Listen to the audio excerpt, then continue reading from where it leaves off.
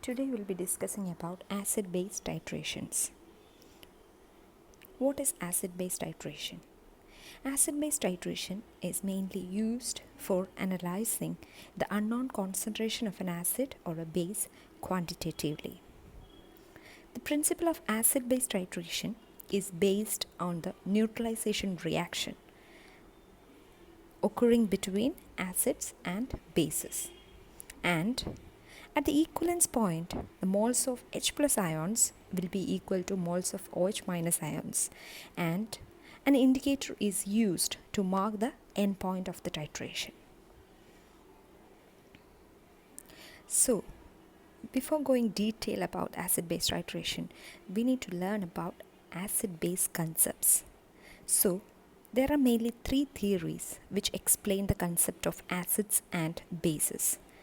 And the three theories are Arrhenius theory, Bronsted Lowry theory, and Lewis theory.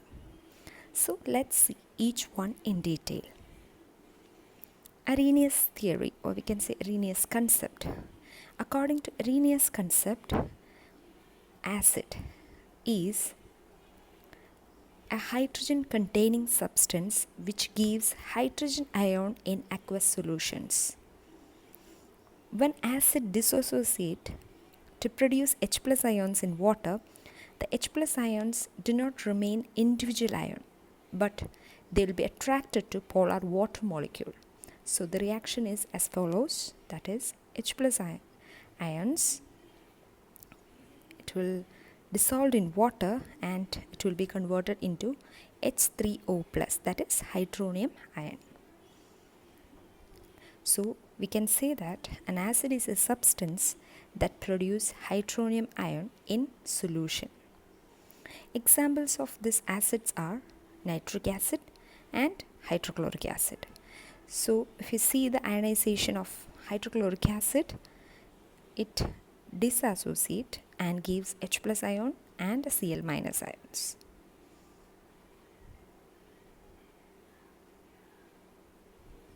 So according to Arrhenius concept, what is a base? So a base is defined as a substance containing hydroxyl group or a group capable of providing hydroxide ions. We can say OH minus ions in aqueous solutions. So examples of bases are sodium hydroxide and potassium hydroxide. So the sodium hydroxide, when dissolved in aqueous solution, it will be dissociated as Na plus ions and OH minus ions.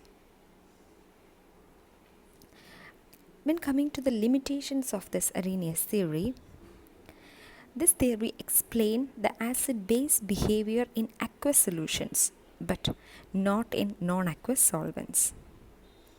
And at the same time, it cannot explain the acidic behavior of certain salts such as aluminum chloride in water. And it does not give explanation for substances which do not contain hydroxide ions themselves, but increases the OH minus ion concentration. Examples of those substances are amines. So that's all about Arrhenius theory, and the second theory is Bronsted-Lowry theory. According to Bronsted-Lowry theory, let's see what it is an acid and what a base is. So according to this theory, an acid is defined as any molecule or ion that is capable of donating a proton to any other substance, that is, acid will be a proton donor.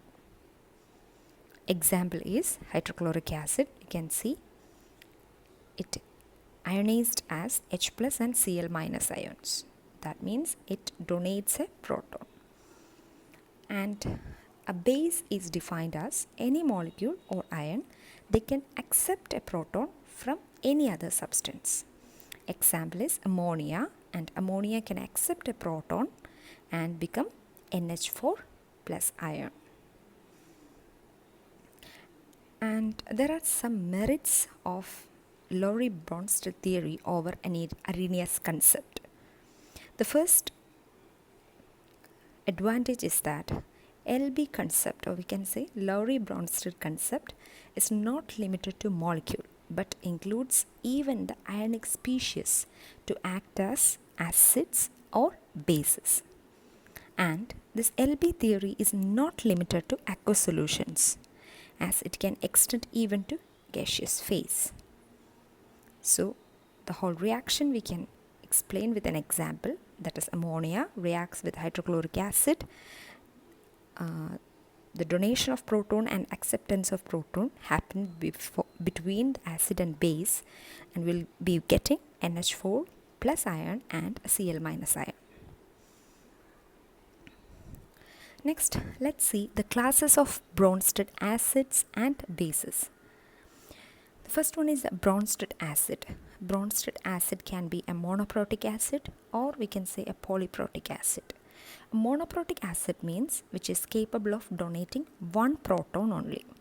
Example, HF, ionized as H plus and F minus. When it comes to polyprotic acid, which is capable of donating two or more protons. Example is sulfuric acid. Next category is Bronsted base. As I said, a base is something that can accept a proton. So monoprotic base means it can accept one proton. Example is HS minus plus H plus ion gives H2S. And polyprotic base means it can accept two or more protons. That is SO4 minus plus 2H plus gives H2SO4. Next category is amphiprotic substances. The molecules or ions that can behave both as Bronsted acid and a base are called amphiprotic substance. So from the word itself, we can easily understood that amphi means in Greek it is both. So it can act as an acid and a base. So example is water. Water can act as base with hydrochloric acid, and a water can act as an acid with ammonia. So the reactions are as follows. So when the water reacts with hydrochloric acid, it gives a hydronium ion and a Cl minus ions. And in case of ammonia, the water will donate a proton and we will get NH4 plus ion and hydroxyl ion. The last category is conjugate acid base pairs. In acid base reaction, the acid, that is denoted by Ha, gives up its proton and produce a new base called conjugate base. And in case of base, that can be denoted by Hb, will accept a proton and gives a new acid called conjugate acid. So the reaction is as follows. That is hydrochloric acid plus water gives H3O, that will be a weak acid, and a Cl minus, and that will be a weak base. So you should always remember that a strong acid has a weak conjugate base and a strong base has a weak conjugate acid. And the last concept is Lewis concept. A Lewis acid is defined as any species, molecule or ion that can accept an electron pair to form a coordinate bond. The Lewis base is defined as any species that can donate an electron pair to form a coordinate bond. So Lewis concept is mainly defined on the basis of accepting or donating an electron. So we can say acid is an electron pair acceptor and base is an electron